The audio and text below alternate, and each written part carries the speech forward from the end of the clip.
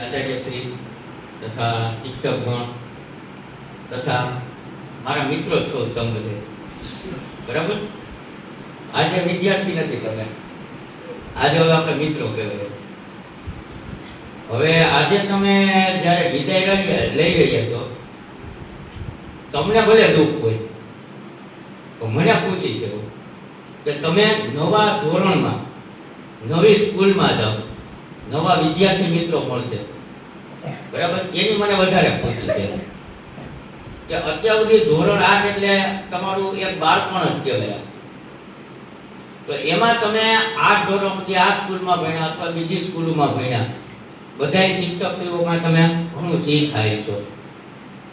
ને મને એવો વિશ્વાસ છે કે તમારી 8મા ધોરણની બેચ છે એ કાંઈક આમાંથી મને એવું લાગે કે 60-70% બાળકો છે ને સારી નોકરી કરશે.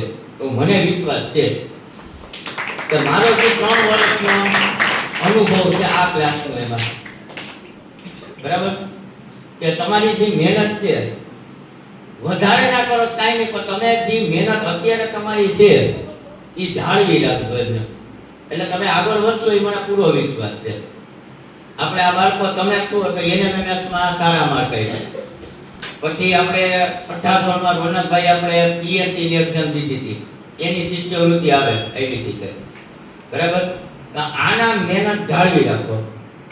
અને ખાસ મારી એક વિનંતી છે કે હવે તમારી ઉંમર જે વધતી રહે એમાં તમને હવે સારા મિત્રોય મળશે અને ખરાબ મિત્રોય મળશે, પણ આપણે કયો રસ્તો પસંદ કરવો આપણા માતા પિતાનું જોઈને કે ભાઈ આપણા માતા પિતાએ આટલા વર્ષ આપણા પાછળ મહેનત કરી, તમારા માતા પિતા છે એ ખેત મજૂરીએ જઈ અને તમને આગળ વધાર્યા હતા.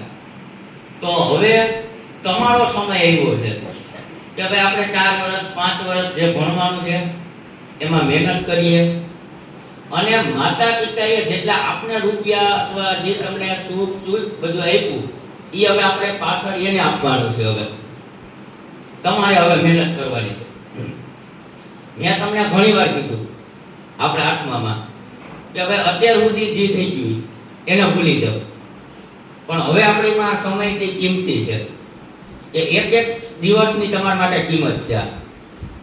કે મેં તમને આ 10માની બોર્ડની પરીક્ષામાં જતો મેં તમને બધી ચર્ચા ક્લાસમાં કરી, બરાબર, કે કેવા કેવા કઠિન પ્રશ્ન આવશે સામે, બરાબર. અત્યાર સુધી આપણે તમે બાળકો છો, અમે બાળકો સમજીને તમને ટૂંકમાં માફ કરી દઈએ, જવા દઈએ એક્ઝામમાં બધી રીતે, પણ હવે